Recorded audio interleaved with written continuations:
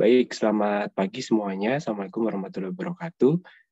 Jadi kita masih akan melanjutkan bagian terkait aerasi dan agitasi ya, karena ini merupakan bagian yang cukup penting di dalam desain bioreaktor terutama, karena kalau Anda menggunakan sel sebagai biokatalis di dalam bioreaktor, nah ini Anda harus memastikan kalau sel itu adalah sel yang aerobik, dia butuh oksigen untuk tumbuh dan menjalankan fungsinya sebagai biokatalis, maka Anda harus memastikan bahwa oksigen yang terlarut di dalam medium itu cukup jauh melebihi kebutuhan oksigen untuk pertumbuhan si mikroba.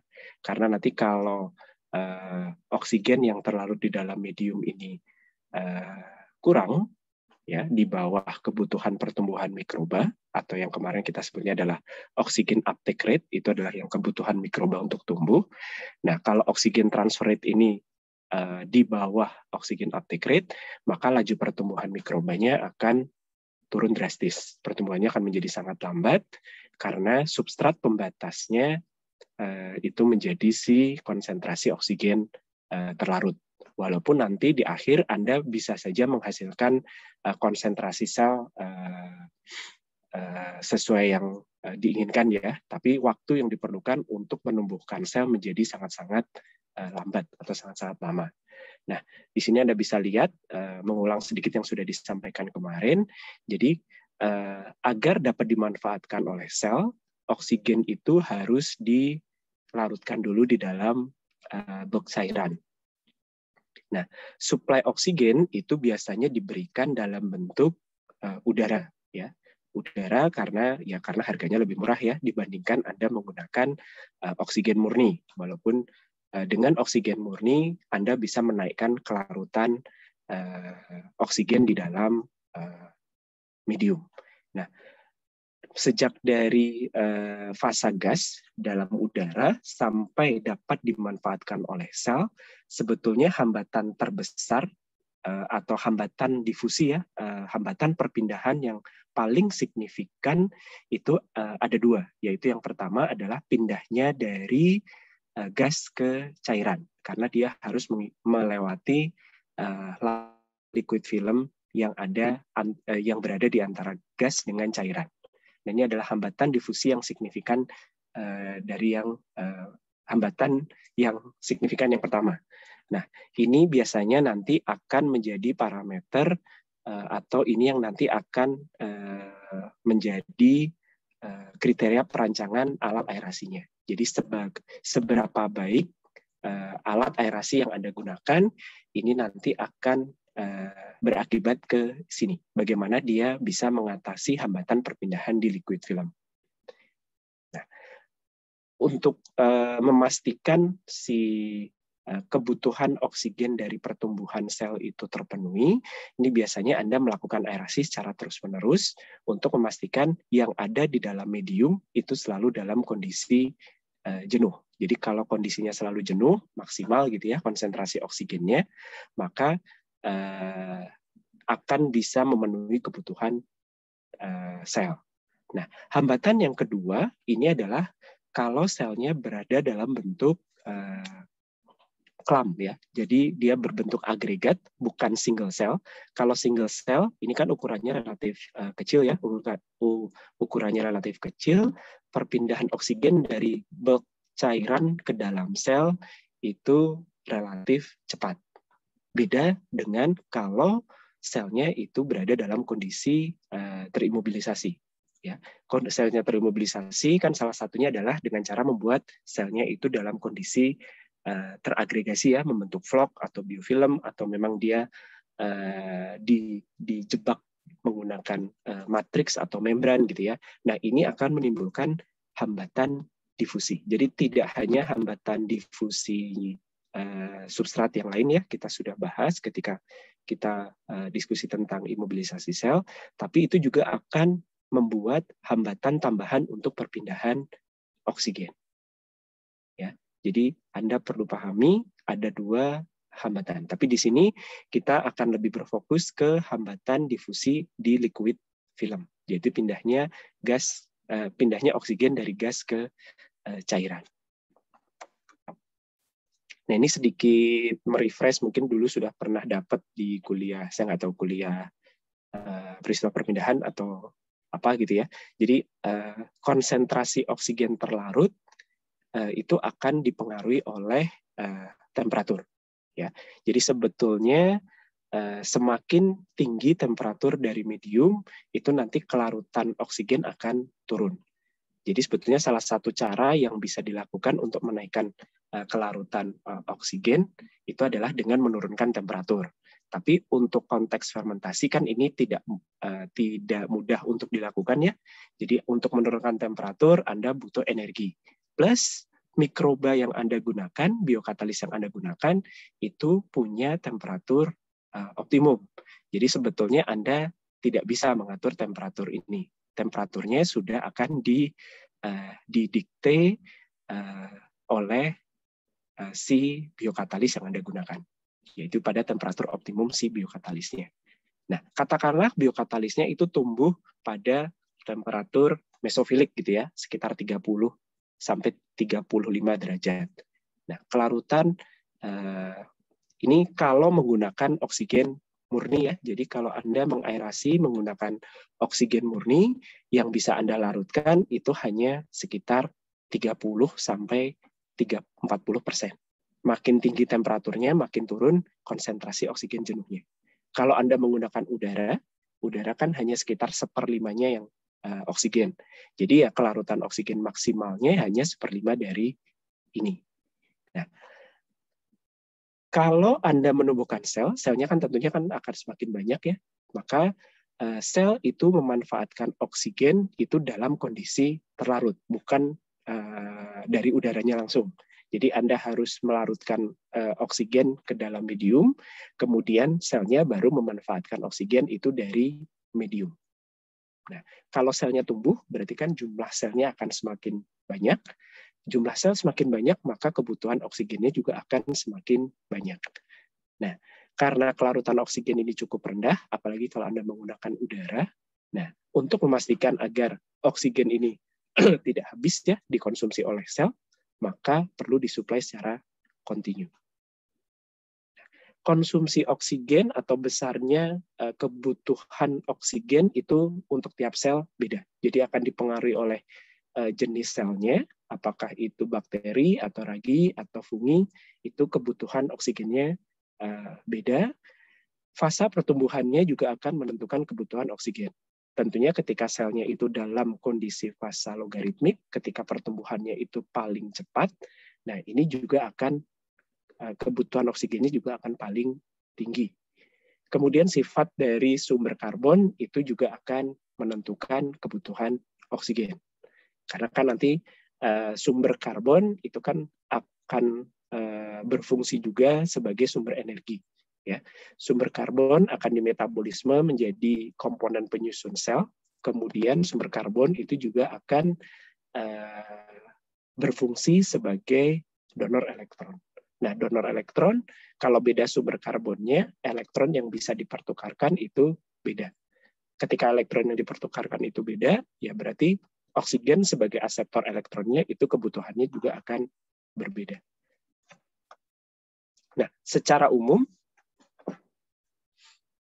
mungkin kita lihat dulu di tabel yang paling bawah ya. Ini ada istilah kebutuhan atau konsentrasi oksigen terlarut kritis ya, dissolve oksigen, critical dissolve oksigen atau oksigen terlarut kritis.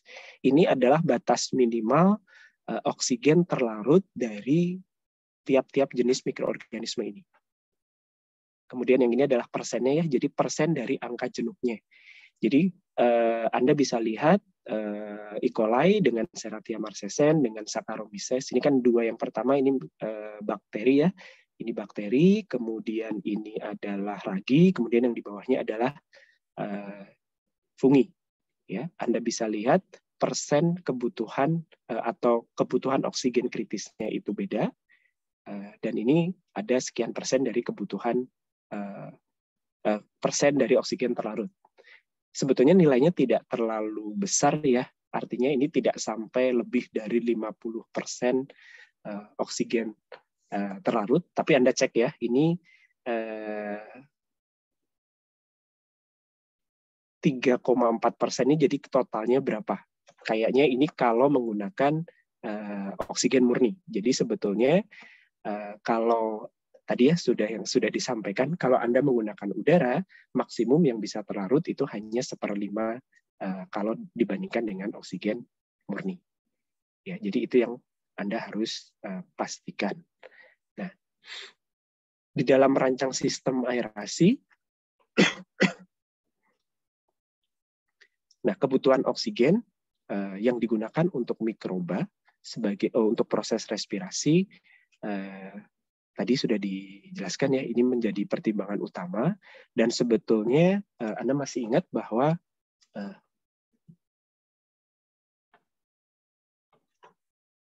oksigen uptake rate, sebentar kok.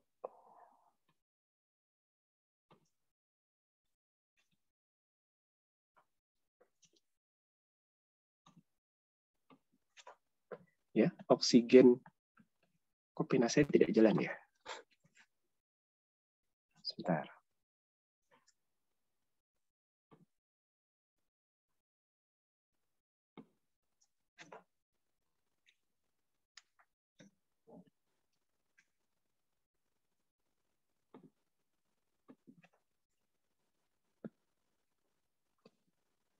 Oke,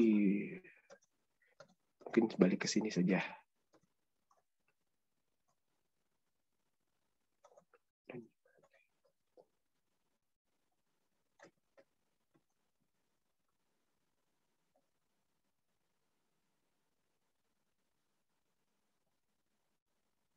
Oh, tidak ada di slide ini ya. Oksigen uptake rate, mohon maaf ini pulpen saya tidak bekerja. Oksigen uptake rate ya, yang ada di persamaan ini adalah yang di kiri ini adalah laju konsumsi oksigen spesifik, di mana oksigen uptake rate itu adalah Q O2 dikalikan konsentrasi sel. Ya, jadi Q ini definisinya mirip dengan laju pertumbuhan spesifik ya. Jadi dinormalisasi terhadap konsentrasi sel, sehingga konsumsi oksigen atau oksigen uptake rate adalah Q dikalikan konsentrasi sel.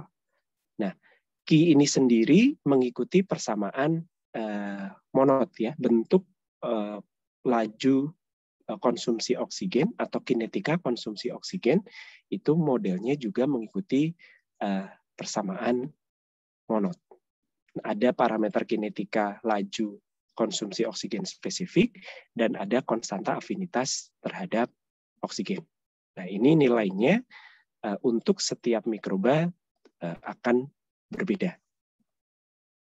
Nah, si laju konsumsi oksigen spesifik ini dikorelasikan dari mu dari mikroba dan yield. Yield-nya adalah yield sel terhadap oksigen. Ya, yield sel, berapa sel yang dihasilkan terhadap oksigen. Ya, ini kan bisa diukur sehingga Anda bisa menghitung laju spesifik, laju konsumsi oksigen spesifik, sehingga antara Q dengan mu dan K itu akan bisa dikorelasikan. Oke, dari sini apakah ada yang mau ditanyakan? Nah, di kurva yang kiri Anda bisa lihat hubungan antara Q ya, Q terhadap konsentrasi.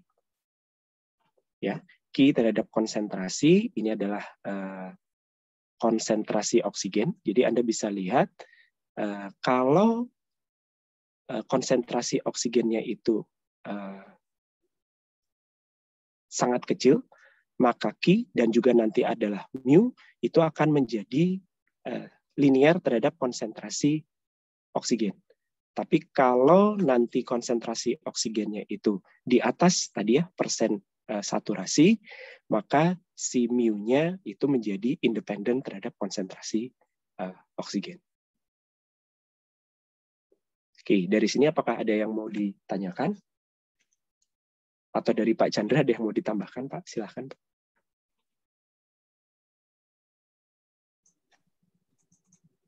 Oke, lanjutin dulu aja. Nanti Oke, Pak. nanti saya tambahkan.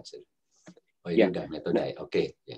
Oke, mungkin kemudian. Ya, jadi sudah metode, mungkin balik dulu. Oke, Pak, silakan. Ya, jadi ini kan critical dissolved oxygen ini berarti supaya tadi sudah sampaikan bahwa agar oksigen tidak menjadi pembatas, kan gitu ya. Jadi critical dissolved oxygen itu agar oksigen tidak menjadi, jadi harus di atas ini kan, ya. Jadi kalau dilihat untuk E. coli dan sebagainya, kalau di bawah ini, di bawah konsentrasi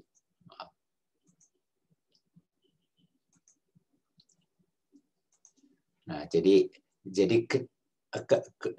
definisi critical oxygen di mana? Definisinya. Apa itu definisi critical oxygen? Ada di mana? Oksigen, konsentrasi oksigen terlarut minimum yang sebagai persentasi dari oksigen terlarut yang jenuhnya, Pak. Enggak, tapi maksudnya apa fungsi dari critical dissolved oxygen itu? Oh, itu batas minimum kebutuhan oksigen, di mana kalau di bawah batas minimum tersebut, substrat pembatasnya menjadi konsentrasi oksigen. Ya. Jadi itu yang penting, ya. Jadi definisi dari critical dissolved oxygen. Jadi kalau nilai oksigen ini di bawah nilai ini, maka oksigen akan masuk ke substrat pembatas. Ya, jadi oksigen menjadi substrat. Jadi ini kan kalau oksigen sebagai substrat pembatas, maka Cl ini adalah konsentrasi oksigen, kan? Ya. Jadi persamaannya itu, persamaan pertumbuhan itu bukan dikendalikan oleh substrat, tetapi dikendalikan oleh konsentrasi oksigen. Ya. Jadi yang S-nya itu menjadi S0 gitu. S-nya adalah S oksigen. Nah, agar oksigen tidak menjadi pembatas, maka konsentrasi oksigen terlarut itu harus di atas ini. Nah, itu sangat penting gitu. Ya. Karena kalau oksigen menjadi pembatas, kita bisa lihat pertumbuhan itu persamaannya S-nya ini adalah S atau konsentrasinya konsentrasi oksigennya. Ya, jadi bayangkan kalau konsentrasi oksigen 0,2 berarti laju pertumbuhan itu akan menjadi lambat. Ya, jadi itu yang penting. Jadi untuk yang aerobik ini berarti critical oksigen terlarut itu harus di atas itu gitu. Ya, jadi harus di atas. Saya rasa itu yang penting untuk critical oksigen ini atau oksigen kritis ini. Ya. Saya itu aja tambahan dari saya. Baik, Pak. Terima kasih. Oke, selanjutnya, nah, untuk melihat seberapa bagus ya, seberapa baik alat aerasi yang kita gunakan, jadi Anda bisa melakukan pengujian untuk menentukan nilai KLA. KLA ini adalah konstanta perpindahan overall ya, dari si oksigen dari fasa gas ke fasa cair. Sebetulnya ini metodenya macam-macam ya, banyak metode, tapi saya sampaikan 4 yang umum dipakai. Nah, yang paling sederhana, tapi ini paling sederhana ya, mengasumsikan memang si aerasi ini hanya melihat uji terhadap atau penentuan nilai KLA ini hanya melihat seberapa baik oksigennya pindah dari gas ke cair. Ya, jadi caranya Anda butuh alat pengukur konsentrasi oksigen ya, tentu saja, atau dissolved oxygen meter. Nah, sebelum diaerasi, oksigen di dalam cairan itu akan dihilangkan dulu. Nah, caranya bagaimana? Biasanya adalah dibuang atau diperjing dengan menggunakan gas lain. Yang umum digunakan itu adalah nitrogen. Ya, jadi disparging ya, disparging itu diaerasi juga, diaerasi tapi tidak menggunakan oksigen, tapi menggunakan nitrogen sehingga oksigennya terbuang.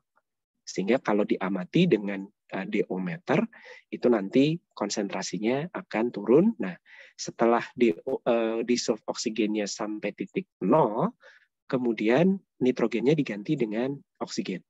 Ya, oksigennya dialirkan, ya tentunya menggunakan alat aerasi yang mau Anda uji gitu ya. Nah, kemudian terhadap waktu konsentrasi oksigen terlarutnya diukur. Terus gitu ya terhadap waktu sampai naik sampai nanti mencapai konstan. Kalau konstan kan artinya jenuh ya. Nah, dari sini Anda bisa menentukan nilai dari KLA itu dengan persamaan ini, bahwa perubahan konsentrasi oksigen terhadap waktu itu akan sebanding dengan ini. Ini kan adalah persamaan oksigen transfer rate. Ya, sehingga kalau diturunkan, kalau diintegrasikan, Anda akan dapat hubungan antara konsentrasi dengan waktu, di mana nanti slope-nya adalah minus KLA. Ya, ini cukup mudah. Nah, tapi di sini hanya mempertimbangkan seberapa baik oksigen itu pindah. Ya, jadi tidak mempertimbangkan di dalam medium itu ada sel yang tumbuh. Ini kan diasumsikan Anda hanya melakukan proses aerasi saja. Ya, selain menggunakan nitrogen, jadi sebetulnya ada juga metode lain ya yang digunakan. Jadi ini metode lain, ini contohnya adalah menggunakan sulfit. Ya, jadi di mediumnya, oke, itu ada ion Cu2+, ya. Kemudian ada kemudian di dalam mediumnya itu ditambahkan sulfit, sehingga sulfitnya dengan adanya ion Cu2+ itu akan berubah menjadi sulfat melalui reaksi order 0. Nah, dengan adanya reaksi sulfit menjadi sulfat, ya, maka akan ada perubahan konsentrasi oksigen yang ada di dalam cairan. Ya, nah di sini Anda bisa melihat bahwa perbandingan antara perubahan konsentrasi sulfat per waktu ya itu akan berbanding lurus dengan KLA-nya.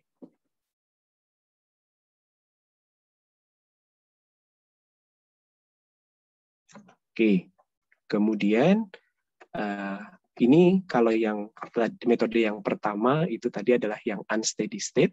Kalau ini adalah metode steady state. Jadi kalau yang unsteady state itu kan sistemnya batch ya. Anda punya medium, Anda sparging dulu, konsentrasi oksigennya 0, kemudian Anda purging pakai nitrogen sehingga konsentrasi oksigennya 0, kemudian Anda aerasi pakai udara atau oksigen. Nah, kalau di sini ini adalah menggunakan steady state method. Jadi kalau di steady state method, ya di dalam reaktor itu sudah ada selnya, ya sudah ada selnya. Kemudian Anda aerasi ya. Jadi Anda aerasi dengan udara, kemudian konsentrasi konsentrasi sel dihitung, kemudian oksigen uptake rate-nya itu bisa dihitung ya dengan mengetahui jenis sel yang ditumbuhkan. Nah, kemudian perubahan dissolved oksigen itu juga dihitung. Jadi untuk yang metode steady state ini sudah mempertimbangkan adanya sel di dalam reaktor. Ya, sudah mempertimbangkan adanya sel di dalam reaktor. Tapi di sini Anda melakukan pengukuran oksigen pada gas keluaran, ya. Jadi oksigen diukur di dua tempat, yaitu di dalam larutan dan di gas keluaran.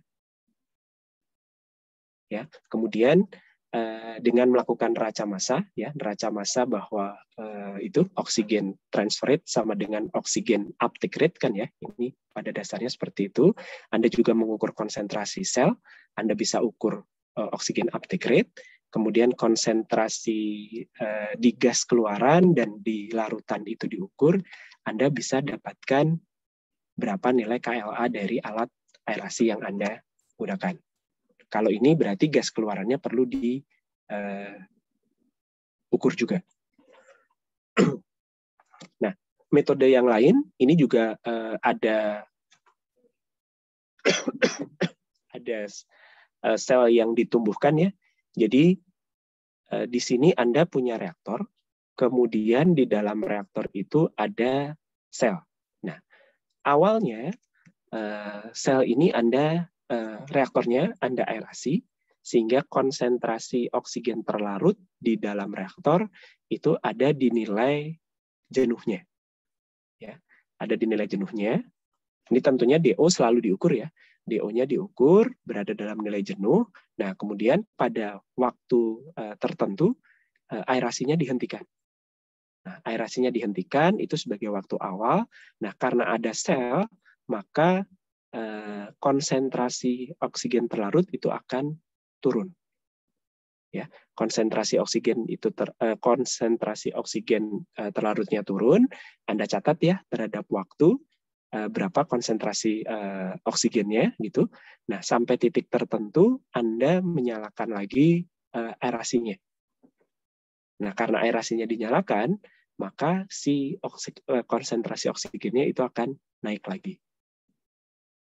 Nah, Anda catat pada T tertentu, ya minimal ada 2 titik, ya, tapi lebih tinggi, lebih baik, ya. Jadi nanti dia konsentrasi oksigennya akan naik lagi, kemudian mencapai nilai jenuh. Nah, kalau ini dianggap sebagai unsteady state, tapi mempertimbangkan konsentrasi sel. Kalau yang unsteady state pertama kan hanya dari persamaan ini saja, ya, yang ini tidak dihitung. Nah, dari persamaan dynamic method ini, Anda bisa dapatkan nilai KLA. Oke, dari sini apakah ada yang mau ditanyakan?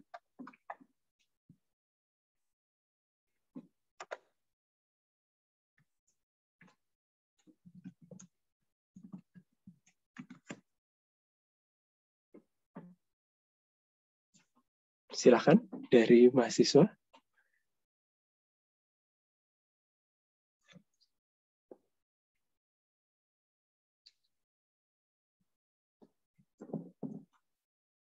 Dari Pak Chandra ada tambahan, Pak?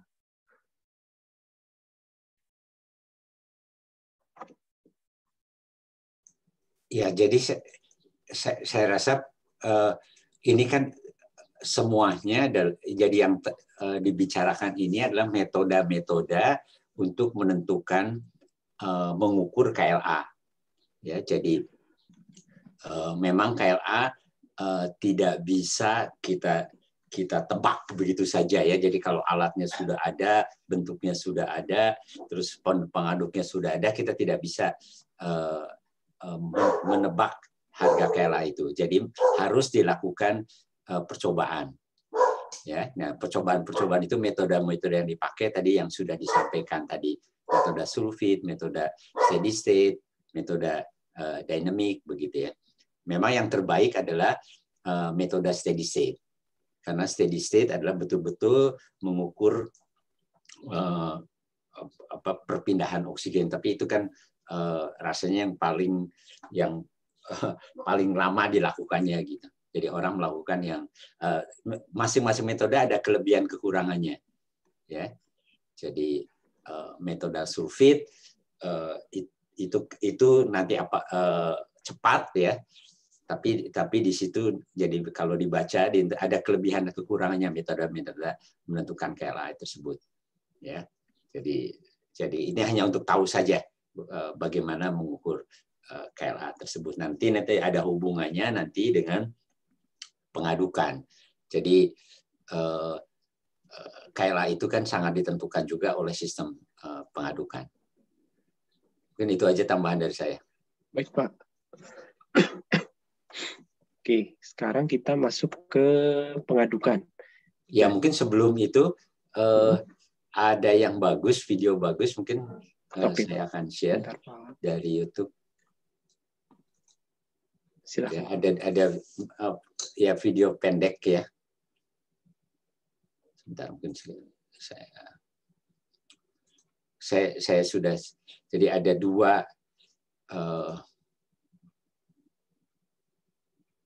yang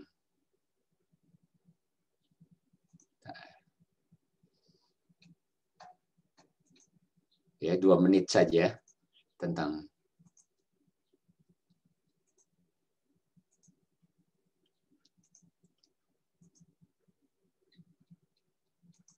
sebentar rasanya belum saya share ini.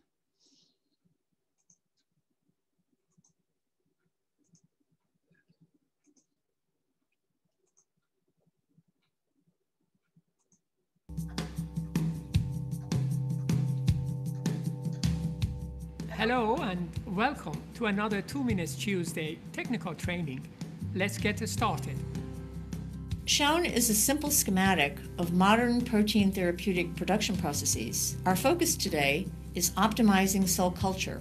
Many factors impact this, and one of those is aeration. One of the most important functions within a bioreactor is the delivery of oxygen to cells through a process called aeration. This is normally done through sparging of air followed by mixing. This is the cell respiration reaction. For this reaction to occur, both glucose and oxygen need to be dissolved in the media so that they can be utilized by the cells. Ya, saya rasa ini penting untuk dipahami. Ya, tadi sudah disampaikan oleh Pak Wawan, tapi kadang-kadang tidak, Pak. Jadi kelarutan oksigen itu relatif rendah. Ya, hanya 7 mg per mililiter. Sedangkan kelarutan glukosa itu sangat tinggi. Ya, jadi kelarutan oksigen bisa kelarutan glukosa itu bisa 15.000 sampai 16.000 lebih soluble dibandingkan dengan oksigen. Ya, jadi hati-hati. Jadi itu yang perlu diperhatikan. While glucose solubility is high, oxygen solubility is exceptionally low and therefore needs to be supplied continuously and controlled carefully during operation. Here we show the cell growth and protein production reaction. Oxygen and glucose are also necessary for biomass expansion and protein production. Since oxygen is the rate-limiting reagent in terms of solubility, it is important to optimize the delivery of oxygen to the cells.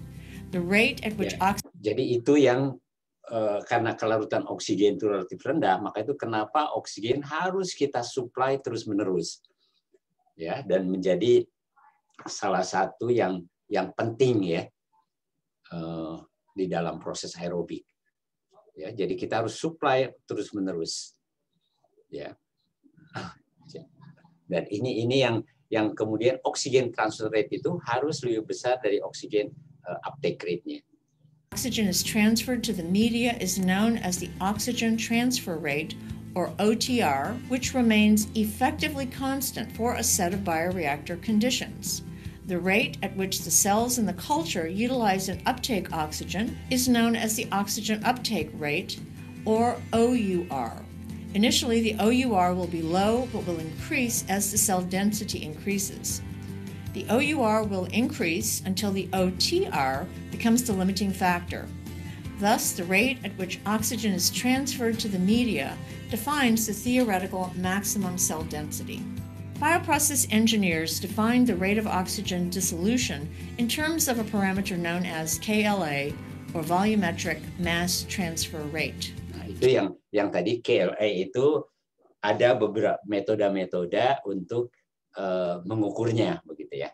Dan KLA dipengaruhi oleh banyak faktor atau termasuk faktor agitasi, faktor Buffel ya, itu mempengaruhi KLA. KLA defines how much oxygen is available to cells for growth. This parameter is necessary for cell culture optimization and scale-up.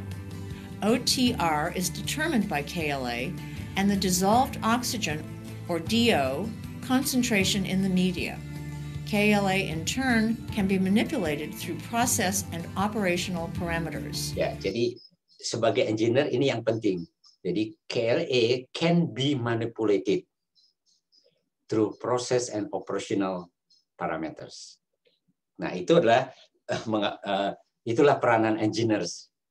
Ya, jadi bagaimana memanipulasi, maksudnya manipulasi itu artinya sebaiknya KLA-nya sebesar-besarnya ya. Melalui proses dan operational parameters. Ya, jadi penting itu. These will be discussed in part 2. Thank you for listening. And for more information on Oke, jadi ini yang part satunya ya. Jadi nanti saya berikan yang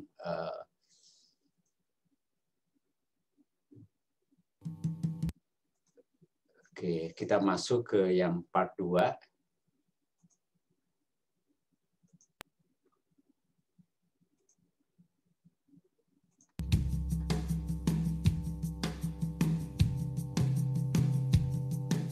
Hello and welcome to another 2 Minutes Tuesday technical training.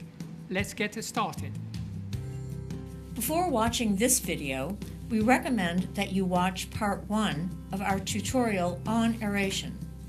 In part 1, we introduced the concept of KLA, or volumetric mass transfer coefficient. In this tutorial, we will look at factors that impact KLA. KL is the liquid transfer coefficient, while A is the air-liquid interfacial surface area. In practice, it is difficult to determine KL and A separately, and therefore KLA is determined experimentally. Here is a typical equation used for the... Jadi itu yang jadi sulit untuk menentukan KL dan E, jadi sehingga KLA itu yang ditentukan. Tadi disebutkan define experimentally. Ya, jadi ini yang akan dibahas. Ya, jadi KLA itu dia akan ditentukan secara eksperimen. Karena tidak, tadi kita ulangi sedikit ya. KLA is determined experimentally. Here is a typical equation used Yeah. interfacial surface area. In practice, Ya, it is jadi KL adalah liquid transfer coefficient. Kalau A-nya, E-nya adalah air liquid interfacial surface area. Ya, jadi tetapi kan masing-masing dipisahkan sulit ya. Jadi dalam prakteknya itu sulit untuk mengukur KL sendiri, A sendiri gitu ya. It's difficult to determine KL and A separately, and therefore KLA is determined experimentally. Here is a typical equation used for the prediction of KLA. In order to properly understand the oxygen exchange in a bioreactor system, the KLA should be measured within that system with the media to be used. There are multiple factors that affect KLA. As mixing intensity increases, and therefore oxygen dissolution increases, KLA also increases. However, Jadi ini yang disebut dengan KLA adalah kita bisa manipulasi ya dengan variabel proses ataupun variabel operasi. Ya, salah satunya dengan mixing ya power tadi. Jadi kan kalau power per volume ini adalah mixing, itu adalah bisa dinyatakan dengan power per volumenya. Kalau power per volume meningkat, maka KLA-nya akan meningkat juga ya. Intensity must be optimized to minimize shear of the cells. Next is airflow rate. As you increase the flow rate of air into the bioreactor, the amount of oxygen in the culture increases. This Itu is known variabel-variabelnya tadi power mixing, kemudian laju udara, tapi tadi power mixing juga hati-hati ya, harus dioptimasikan. Kalau terlalu power mixingnya terlalu besar kan bisa merusak si selnya gitu ya tadi. Nah ini adalah kemudian air flow rate ya. Jadi udara yang dimasukkan ke dalam reaktor yang dinyatakan biasanya V per VVM, volume per minute ya. Jadi volume udara per volume bioreaktor per menit ya. Itu yang umum dipakai di bioproses atau di bioreaktor ya. known as gas holdup, and as gas holdup increases, KLA increases. Bubble size also impacts KLA. As bubble size Yang decreases, ketiga adalah bubble size. Ya, mungkin kita paham ya. the time that the bubble stays in culture increases, and thus greater chance for oxygen dissolution into the media. Ya, jadi bubble size ini penting ya. Jadi mengapa kita menggunakan diffuser? Ya, jadi diffuser yang sedapat mungkin bisa memberikan volume yang gelembung udara yang halus ya atau fine bubbles. Jadi jangan coarse bubble ya. Jadi kalau terlalu besar-besar kan maka menurunkan KLA-nya ya. This is known as the bubble residence time. As bubble residence time increases, KLA increases.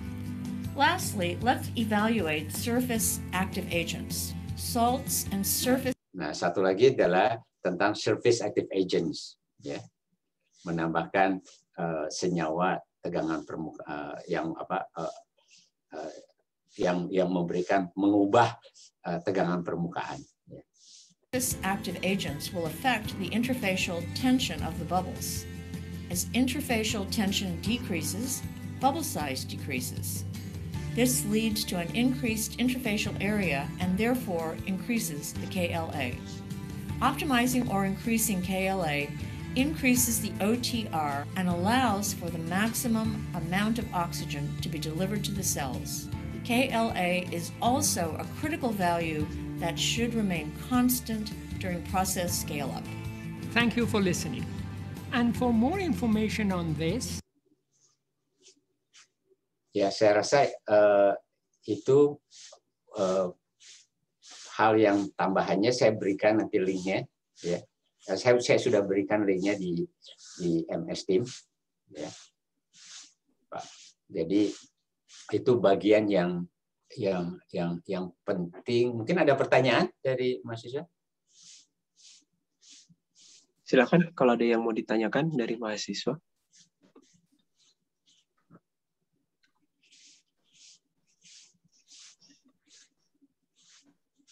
Cukup jelas?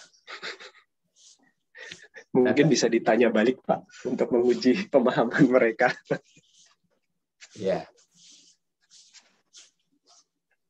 Tadi kalau dampak dari tegangan permukaan apa? Surface active agent itu. Mungkin coba siapa yang ini yang Natasha? Hadir Natasha? Hadir, Pak. Tadi kira-kira tegangan permukaan akan mempengaruhi kemana nantinya?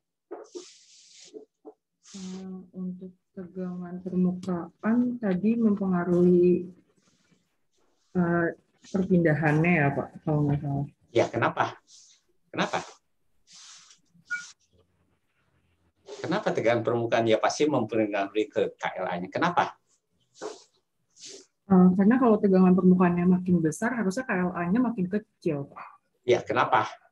Gitu. Kenapa? Apa yang menyebabkan itu gitu? Jadi interface gas liquidnya semakin besar. Mengapa? Kalau tegangannya makin kecil, interface liquidnya makin besar, terus perpindahannya jadi makin bagus. Enggak, kenapa menjadi yang tegangan permukaan membesar terus menjadi mengecil? Mengapa? Itu dampaknya apa yang menyebabkan itu? Dampaknya tegangan permukaan itu kemana gitu?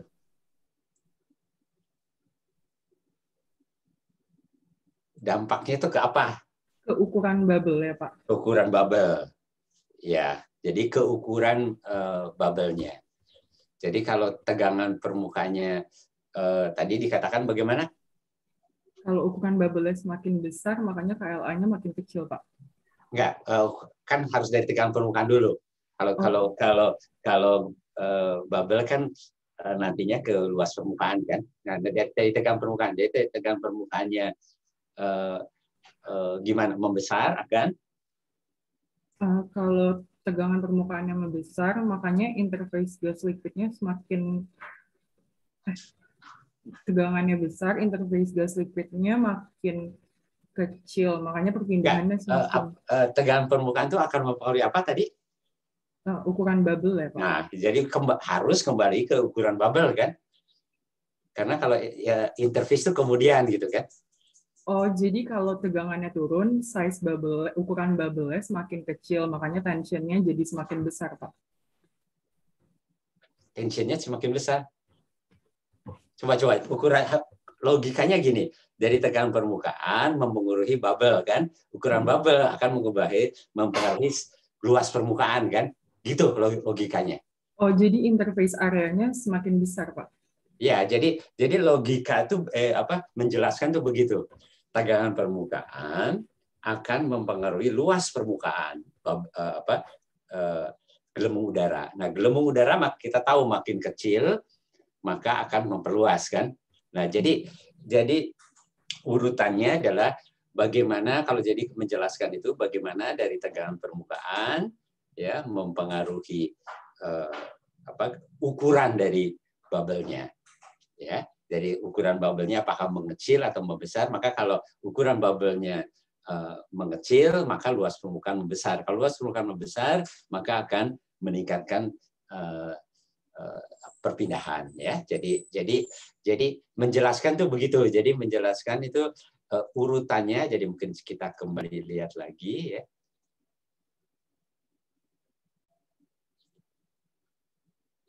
Ya, kalau bubble size kan sudah jelas tadi ya.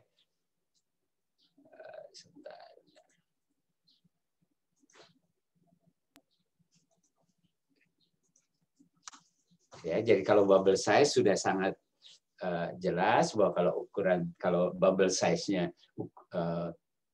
mengecil, ya maka luas permukaannya membesar. Kalau luas permukaan membesar, maka perpindahannya makin tinggi ya. Nah, sekarang berkaitan dengan tegangan permukaan. Ya, kita lihat. KLA increases.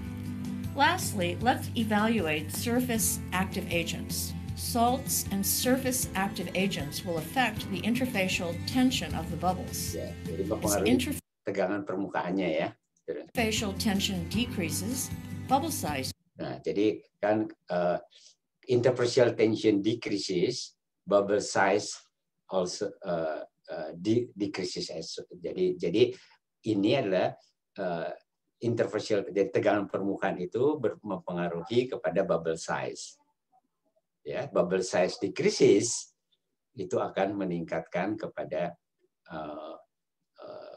KLA-nya. KLA naik, maka perpindahannya akan naik. Ya. Decreases.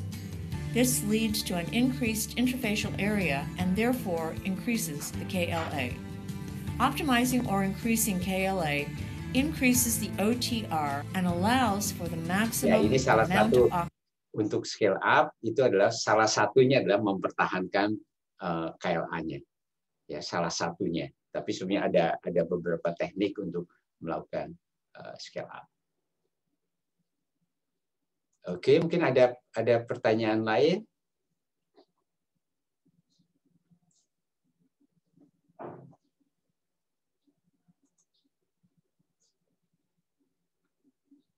Oke, jadi kita masuk ke bagian yang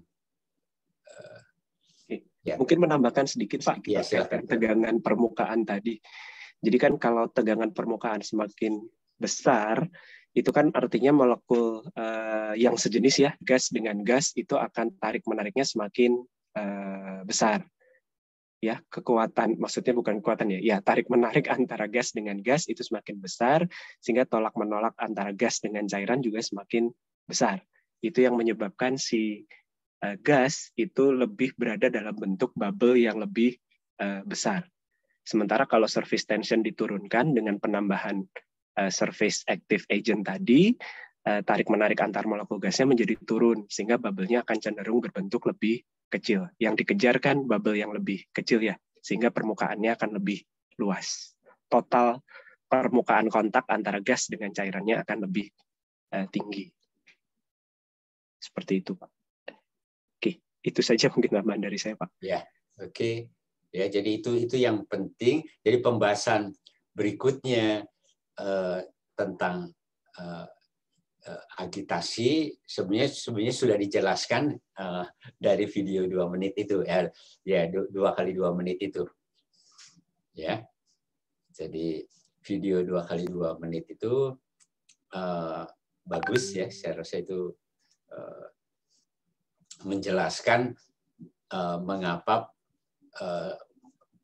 aerasi dan agitasi itu penting ya. Jadi merangkum sebetulnya kuliah yang kita berikan dalam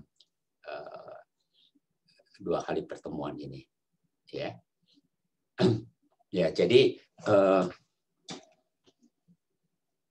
pengadukan ini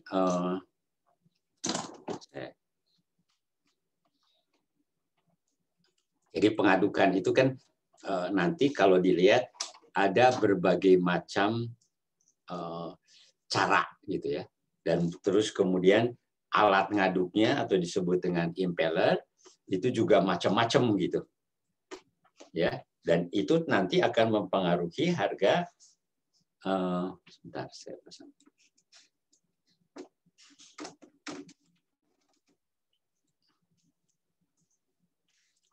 Jadi nanti akan mempengaruhi harga KLA-nya.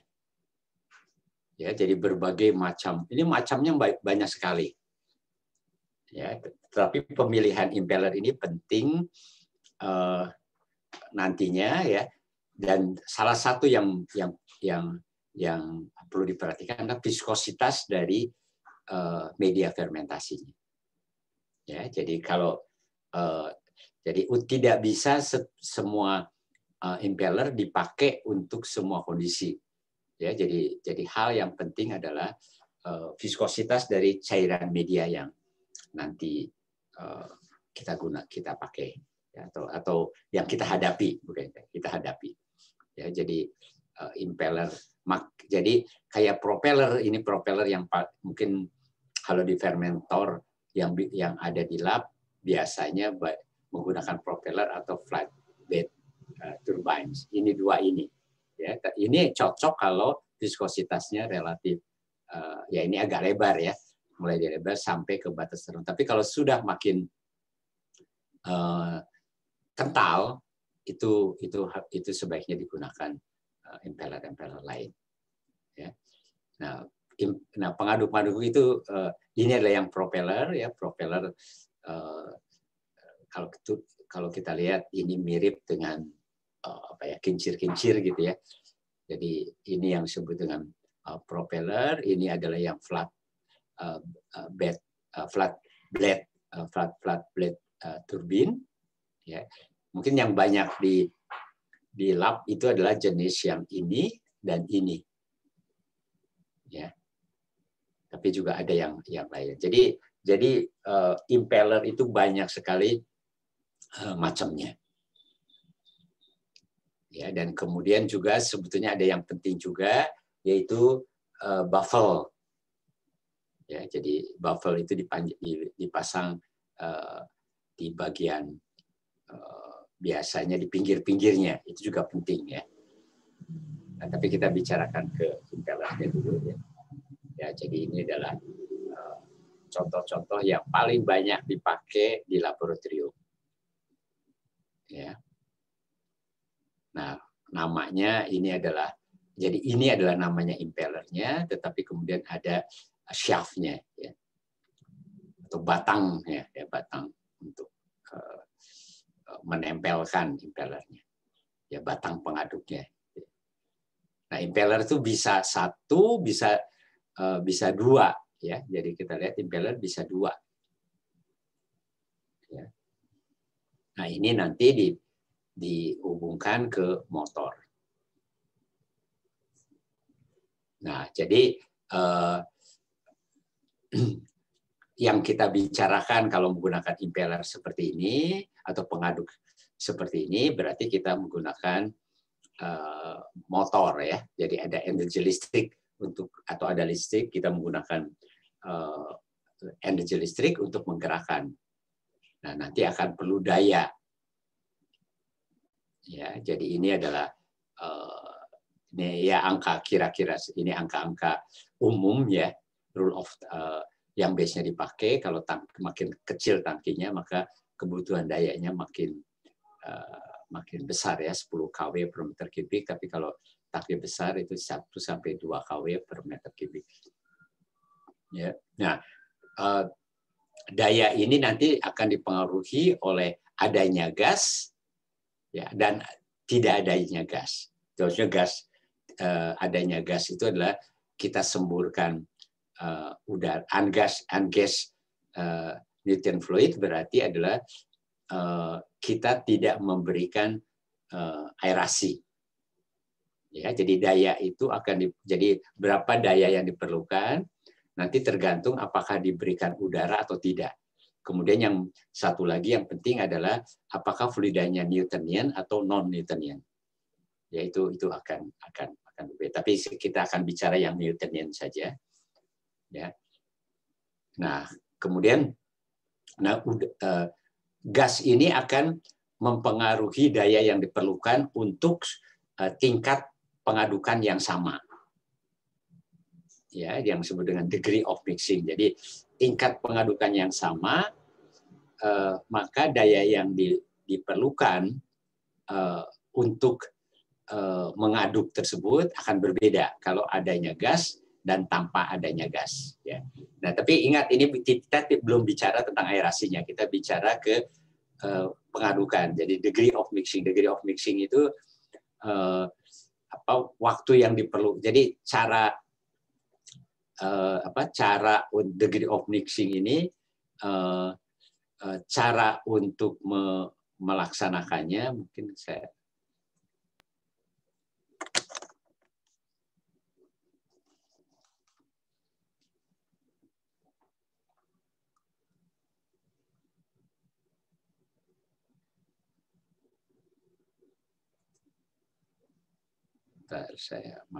saya gunakan whiteboard, ya. Ya, jadi degree of mixing ini cara menentukannya itu adalah kita masuk biasanya yang digunakan satu warna, ya, bisa yang paling umum adalah satu warna, tapi bisa juga digunakan partikel-partikel tertentu, ya. Jadi kalau kita berikan satu warna, terus kita aduk, nah kemudian satu warna yang kita teteskan ini berapa lama diperlukan sehingga seluruh cairan tersebut warnanya tersebar merata, ya.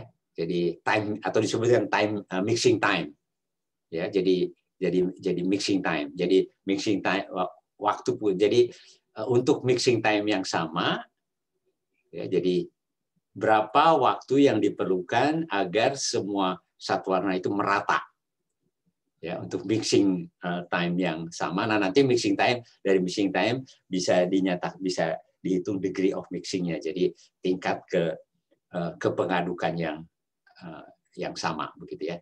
Ada metodenya. Tapi katakanlah yang gampang adalah mixing time. Jadi mixing time yang sama, ya. Jadi kita menentukan mixing time yang sama, maka itu akan dipengaruhi oleh adanya gas atau tidak adanya gas, atau adanya aerasi atau tidak adanya aerasi. Ya, adanya aerasi dan tidak ada aerasi itu akan jadi dayanya akan beda. Jadi kalau kita di sini kita beri aerasi, ya, di sini, maka daya di sini, power di sini akan berbeda, ya, adanya dengan mixing time yang sama, ya.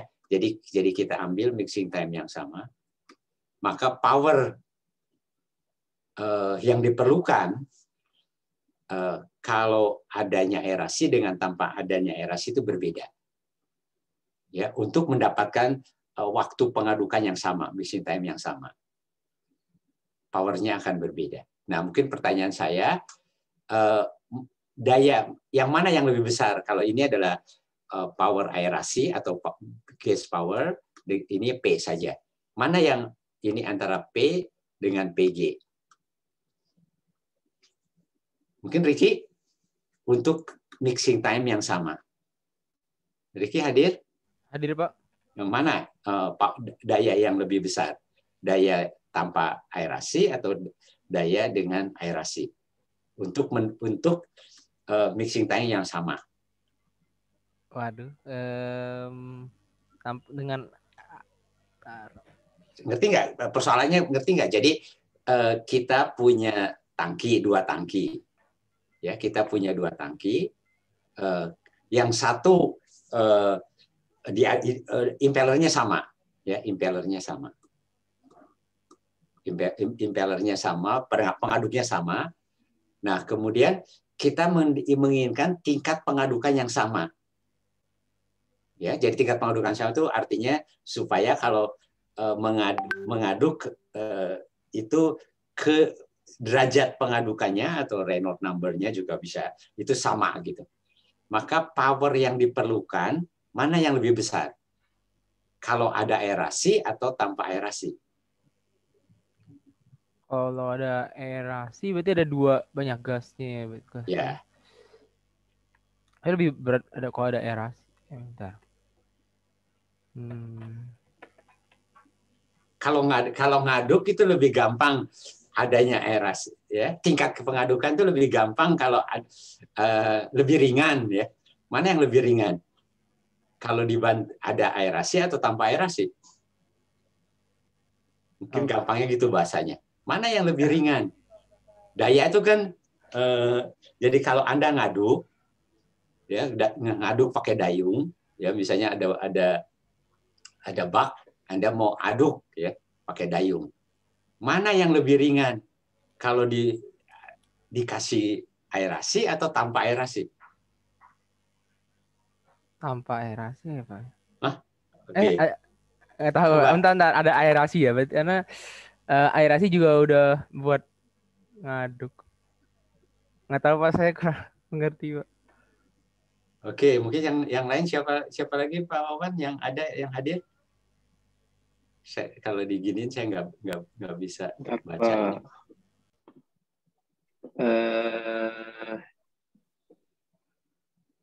Panggil siapa?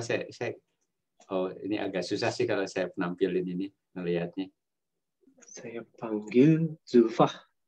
Zulfah, coba. Jadi kalau ada dua kasus, saya mau ngaduk, ada dua bak, saya ngaduk pakai dayung gitu. Nah, kemudian yang satu diaerasi, yang satu tidak. Mana yang lebih ringan? Daya kan, mana yang lebih ringan? Kalau saya mikirnya yang lebih ringan yang pakai aerasi, karena aerasi udah bantuin pengadukan juga, Pak. Ya. Nah, dan kenapa lebih ringan? Ya, tadi kan bilangnya aerasi membantu juga pengadukan, tapi sebetulnya apa yang kalau kita lihat menjadi lebih ringan lagi? Apa yang berubah? Densitas campurannya itu. Jadi densitasnya. Jadi total densitasnya, ya, jadi total densitas dari campuran ini, ya, total densitasnya akan menurun. Ya. Jadi total densitasnya karena kita berikan udara, maka total densitasnya itu menurun. Ya, sehingga menjadi ringan. Ya, jadi ini yang penting. Jadi daya kalau ada gas atau kalau ada aerasi, maka akan daya yang diperlukan menjadi lebih rendah. Ya, atau kebalikan. Jadi untuk power yang sama, kemudian kita beri aerasi, maka akan mendapatkan power mixing yang lebih besar. Ya. Jadi power mixing itu akan dipengaruhi oleh adanya atau tidak adanya aerasi, atau bahkan nanti kalau aerasinya perbesar lagi, itu power mixingnya akan lebih meningkat lagi. Ya, jadi itu yang ingin saya sampaikan. Dan oke, jadi kita masuk ke bahan. Nah, jadi daya itu dipengaruhi. Jadi apakah ada gas atau tidak ada gas, ya.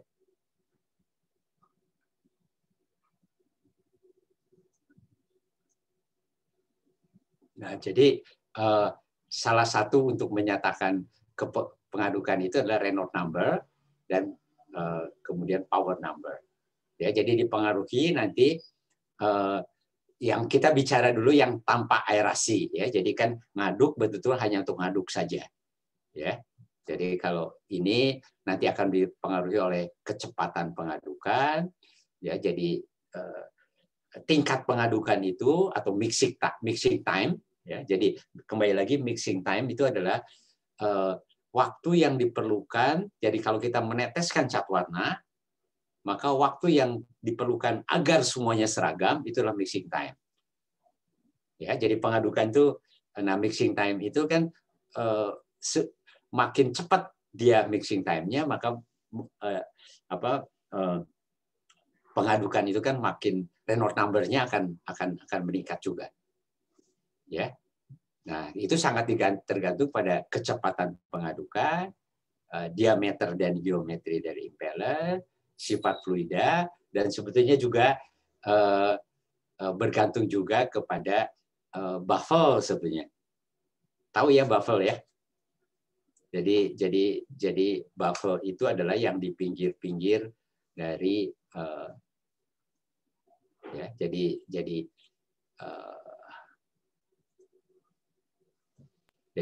biasanya kalau di reaktor itu di pinggiran sini ada baffle-baffle-nya. Ya, itu yang disebut dengan biasanya 4 baffle-nya itu. Ya, yang paling banyak digunakan itu juga akan mempengaruhi ke pengadukan. Ya. Oke. Ya, jadi itu yang Reynolds number itu apa? Reynolds number-nya agak berbeda dengan Reynolds number dalam pipa. Ya, hati-hati ya. Jadi ini adalah tetap rho-nya, D-nya adalah diameter impeller, ya, diameter dari impellernya, ya, kecepatan adalah fluid velocity, ya, fluid velocity di ujungnya, harusnya sih fluid velocity di ujung dari impellernya, ya, dan kemudian mu adalah viskositas dari fluida. Nah, sedangkan power number itu adalah power, ini rho-nya, n itu adalah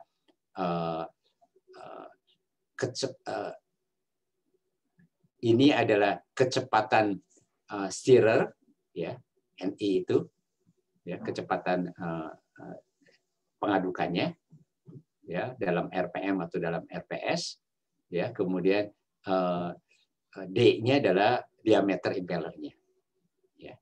Jadi ini yang penting tentang power number ini, ya. Jadi P adalah daya, rho ini tahu density, NI adalah kecepatan stirrernya, ya, D adalah dalam diameter dari impellernya. Nah, jadi 2 angka ini yang nantinya terutama akan kita gunakan, ya. Atau bilangan tidak berdimensi.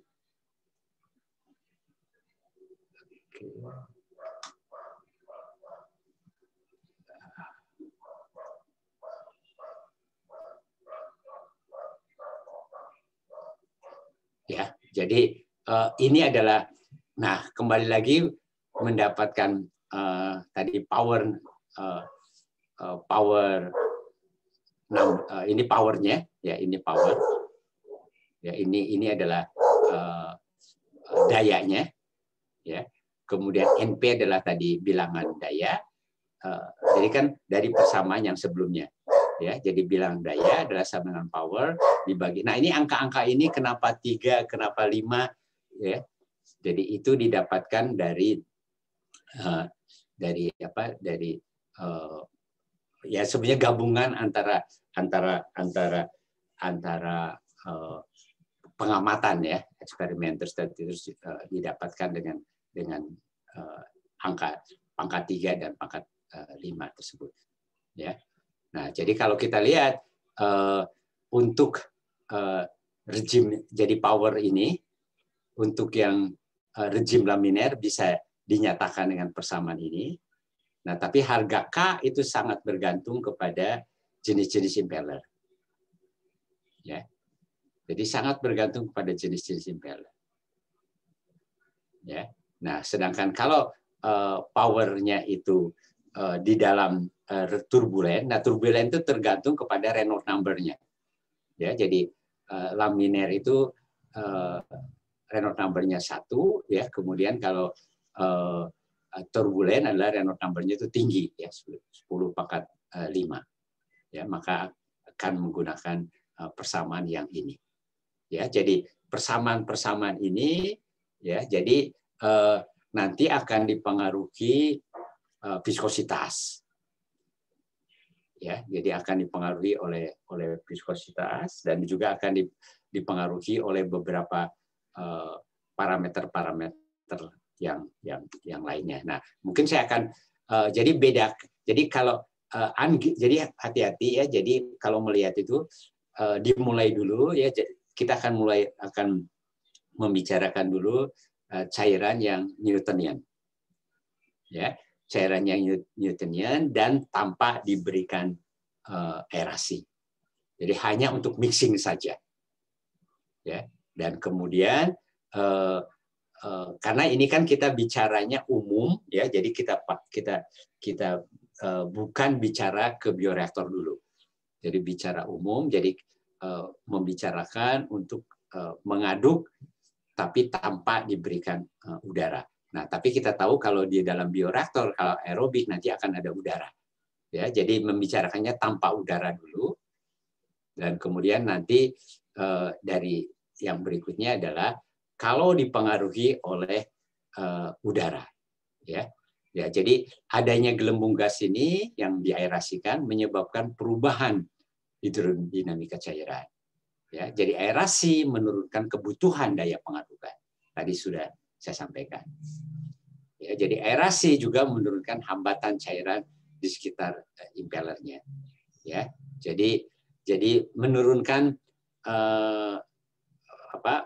ketebalan film gitu ya. Ya, jadi ini adalah persamaan, jadi membandingkan antara sistem yang teraerasi gas fluid dengan ungas fluid. Jadi membandingkan antara power dengan adanya aerasi dengan tanpa aerasi. Nah, ini diperoleh dari persamaan empiris. Ya, jadi ini kenapa pangkatnya minus 0,20. Jadi di dalam tabel-tabel atau di dalam kurva-kurva, ya, jadi kita kembali lagi bahwa setiap impeller ya itu akan mempunyai kurva-kurva yang tersendiri, ya. Nah, tapi biasanya di dalam pustaka itu disajikan yang ungas, ya. Jadi power yang dibutuhkan tanpa adanya udara atau tanpa adanya gas. Nah, nanti untuk menghitung berapa daya dengan daya gas, maka kita perlu koreksi, ya, dengan persamaan ini. Salah satunya dengan persamaan itu, ya. Karena memang sebetulnya ada persamaan-persamaan lain, ya. Nah, jadi ini yang saya rasa perlu diketahui untuk membicarakan pengadukan. Jadi ada bilangan-bilangan tidak berdimensi yang nanti sering dipakai, yaitu dua yang pertama yang paling penting, ya, bilangan daya, kemudian bilangan Reynolds. Tapi sebenarnya ada yang lainnya, tapi yang paling penting banyak dipakai adalah yang ini, dua pertama. Ya, tapi juga nanti diperlukan ada bilangan Freud, ada bilangan Weber, dan yang lainnya. Ya, jadi dua yang pertama yang berdimensi dalam pengadukan. Nah, jadi bilangan-bilangan tidak berdimensi ini yang nanti banyak dipakai di dalam perancangan di dalam pengadukan. Nah, kembali lagi, jadi pengadukan itu nanti persamaan-persamaannya banyak, persamaannya empiris. Ya, karena memang sulit untuk bisa kita telusuri atau kita pahami fenomena yang sesungguhnya. Ya, jadi kita coba, ya, dari percobaan kemudian diturunkan persamanya. Ya. Nah, saya rasa mungkin yang lain-lainnya asal tahu saja, ya. Tapi yang penting pertama adalah bilangan daya dan Reynolds. Nah, ini adalah kurva-kurva yang saya tadi sebutkan itu yang disajikan untuk berbagai pengadukan. Ya, jadi ini yang kita bisa lihat di berbagai referen dan itu akan dipengaruhi nanti impeller apa yang dipakai. Jadi jenisnya ini adalah ini Reynolds number, ini seharusnya power. Sebentar, biasanya adalah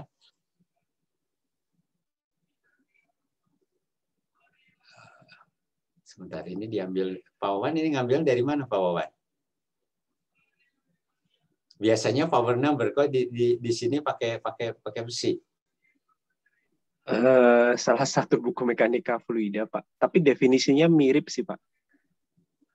Ya, yang biasa pakai power number biasanya itu. Iya. Ya, ini adalah power number, kemudian di sini bilangan Reynolds, ya betul ya? Atau betul, Reynolds mixing, Pak. Iya. Reynolds mixing. Jadi bukan Reynolds dalam pipa ya. Betul. Reynolds mixing. Jadi power number, dan nah ini ada namanya adalah viscous range, ya. Jadi ini adalah biasanya disebut dengan laminaire, kemudian transition range, dan ini kemudian turbulent range, ya. Jadi polanya seperti ini, power curve itu, ya. Jadi ini dilihat di pustaka-pustaka, ya. Jadi bentuk-bentuknya, jadi memang nanti adanya baffle dengan tidak adanya baffle akan berbeda, ya. Jadi hati-hati ya membaca kurva bilangan daya ini, hati-hati. Ya, jadi harus dilihat ada baffle, tanpa baffle, kemudian jenis impellernya apa, maka bilangan dayanya pun akan berbeda pula. Ya, jadi itu yang kita lihat. Ini apa? Ini adalah deviation from the power curve. Ya, ini saya rasa terlalu detail lah ya untuk dibicarakan, ya, karena mungkin ini dipengaruhi oleh beberapa hal, sifat-sifat air, ya, atau reologi air, ya. Jadi sangat bergantung pada reologi air. Nah, mungkin ini yang biasanya kita temui, yaitu power number.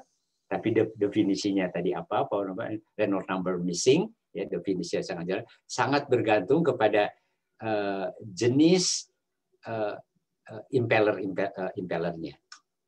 Ya, jadi semua ini, dan bahkan H per D-nya sudah ditentukan. Jadi hati-hati menggunakan power number ini atau kurva power number ini, kurva bilangan daya itu harus tepat dipakai untuk yang memang kita gunakan.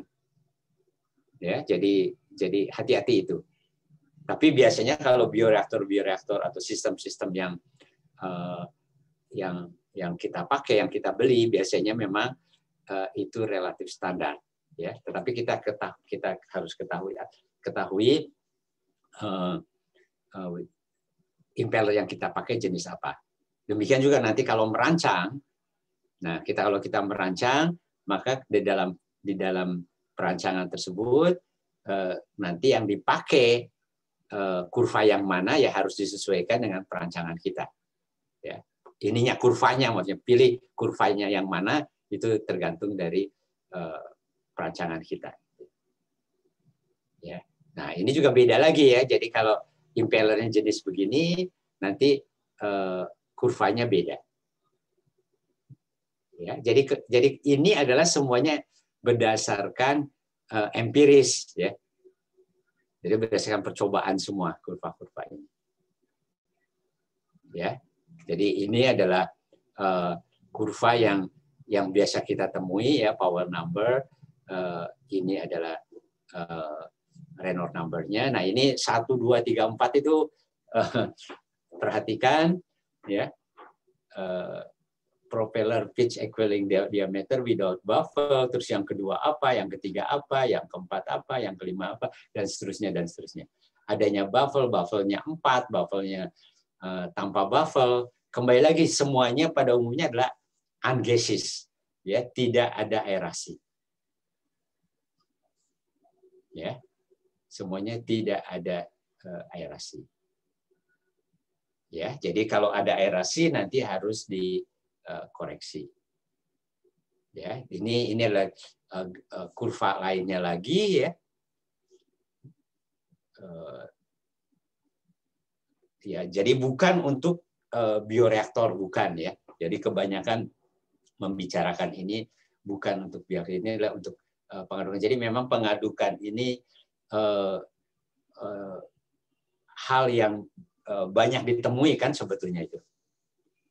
Ya, jadi saya rasa mungkin kalau nanti Anda bekerja pun di pabrik mungkin banyak menemukan tangki-tangki pengaduk dan mungkin diharuskan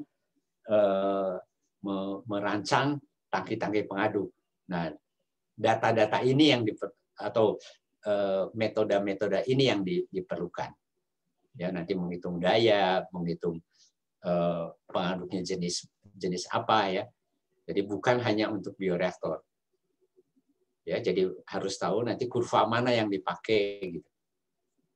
Ya, jadi sangat bergantung pada jenis impellernya. Nah, tapi nanti jenis-jenis impeller ini di dalam tangkinya seperti apa kan itu ada perancangan standar gitu. Ya, jadi ukuran antara diameter impeller terhadap diameter dari tangkinya itu ada ukuran-ukuran standar. Ya, di dalam perancangan itu. Nah, jadi kembali ke persamaan. Ya.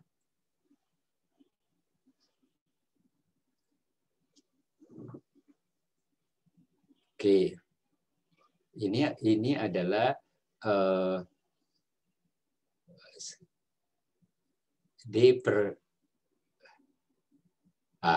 ya ini adalah pengaruh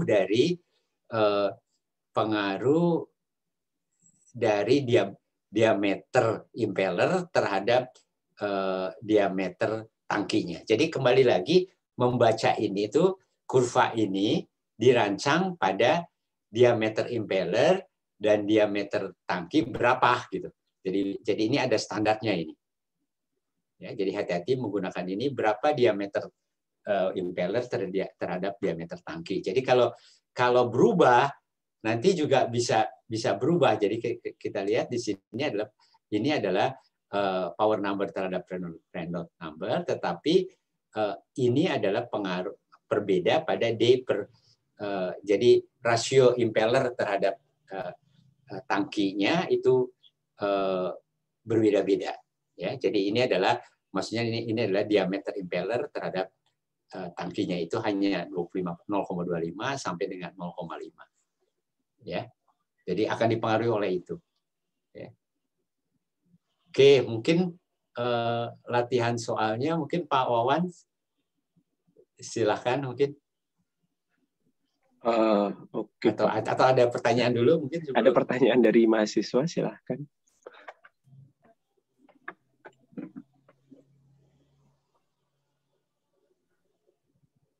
Mungkin ada pertanyaan. Ya, jadi saya rasa yang penting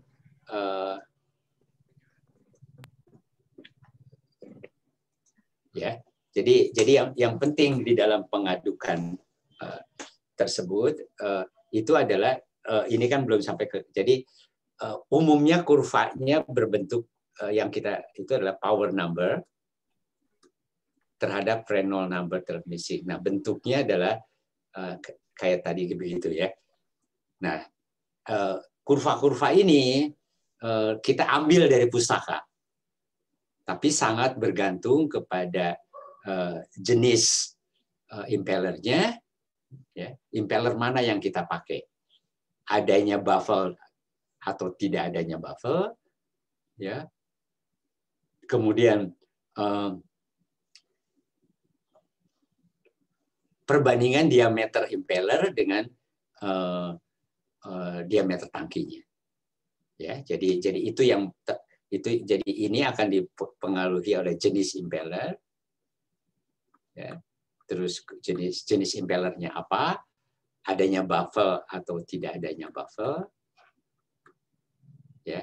Yang ketiga adalah diameter dari impeller terhadap diameter tangki. Ya. Nah, tapi kalau tidak kurva-kurva ini biasanya ini sudah distandarkan. Saya rasa berapa sih ya yang standar pengadukan itu? 0,25 atau berapa? Mungkin perlu dicek itu Pak Wawan. Jadi kan kalau di kurva-kurva itu tidak disebutkan atau jadi kurva yang disebutkan yang itu tuh pada diameter impeller per diameter tangki berapa gitu. Kurva-kurva yang ada itu. Ya. Nah, jadi kurva-kurva itu diberikan tanpa gas, tanpa aerasi. Jadi kalau ada aerasi harus dilakukan koreksi. Jadi ada rumus-rumus koreksi untuk berapa dayanya ya. Jadi berapa. Jadi ini kan nantinya ujung-ujungnya lah untuk menentukan berapa dayanya. Ya. Jadi kurva ini adalah untuk menentukan berapa daya yang diperlukan. Ya, tapi daya itu adalah kalau ungaseous. Nah, kalau nanti diberi aerasi berarti dayanya akan lebih kecil. Ya, daya yang diperlukan menjadi lebih rendah.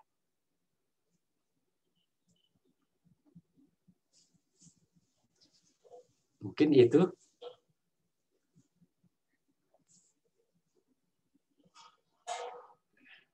Silakan dari Pak. mahasiswa ada pertanyaan? Ada pertanyaan enggak?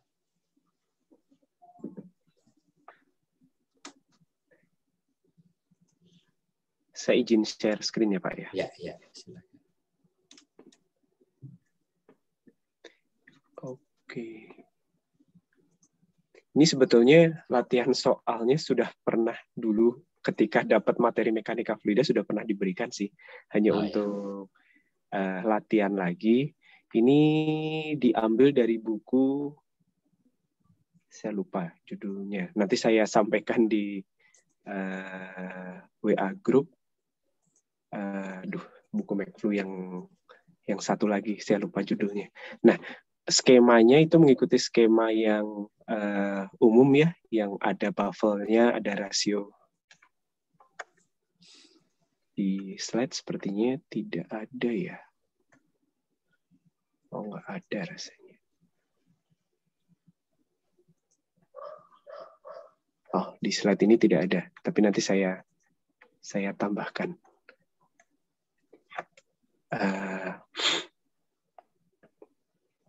Ini sebetulnya tinggal ngikutin saja aturan rule of thumb yang ada. Jadi kalau misalnya rasio tinggi dengan diameternya itu tertentu, ini kalau nggak salah 2 atau 3 gitu ya. Kemudian dengan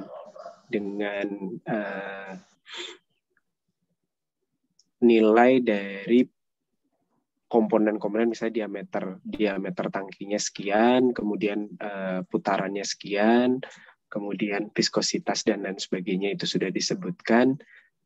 Anda diminta menggunakan tadi beberapa kurva yang ada, silakan dipakai untuk menghitung berapa nilai power.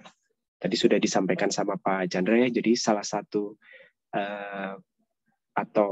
atau yang biasanya dirancang ketika mixing itu adalah setelah Anda punya tangki kan sudah ada aturannya ya, Anda mau pakai tangkinya ukuran berapa, tinggi per diameternya berapa.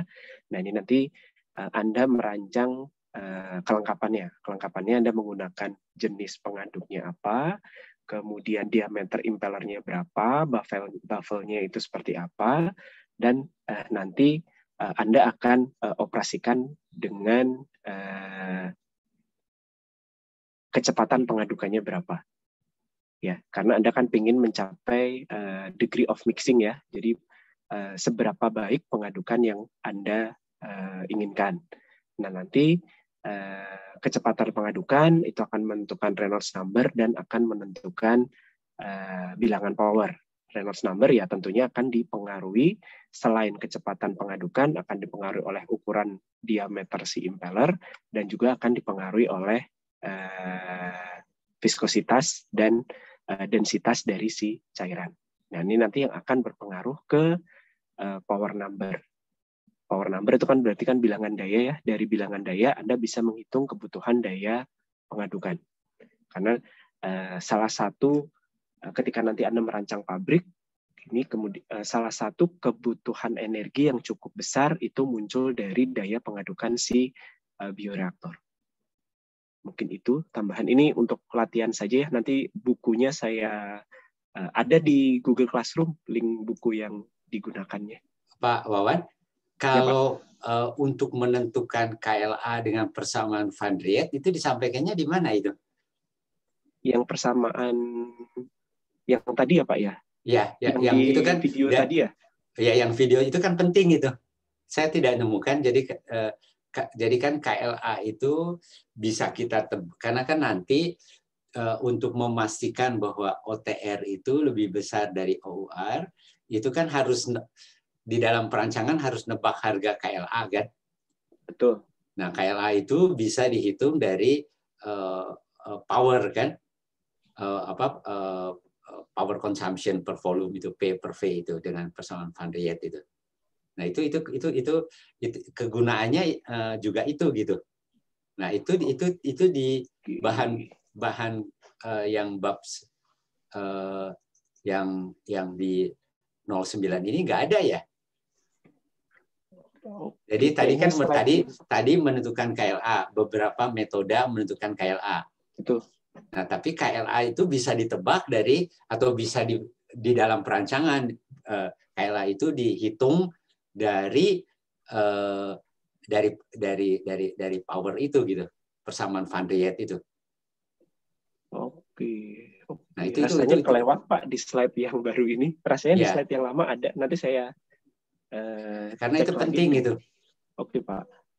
Karena dalam merancang kita harus memastikan bahwa tadi kan sudah di dalam video tadi bahwa OTR harus kita rancang memastikan lebih besar dari oxygen uptake rate-nya. Ya, jadi oxygen uptake rate kan bisa dihitung dari nantinya dari sisi biomass reaksinya ya, dari sisi reaksinya. Nah, OTR itu kan harus menentukan KLA-nya kan. Nah, KLA itu di dalam merancang kita harus dari mana harga KLA itu dari mana. Nah, itu kan dengan persamaan Van Riet itu. Oke Pak, nanti saya tambahkan ke slide-nya. Di buku Solar Kargi ada sih kalau misalnya perlu penjelasan detailnya ya dari mahasiswa di bab 10. Ya, tapi nanti saya masukkan, ringkaskan ke dalam slide. Oke Pak, terima kasih koreksinya Pak. Silakan ada pertanyaan dari mahasiswa.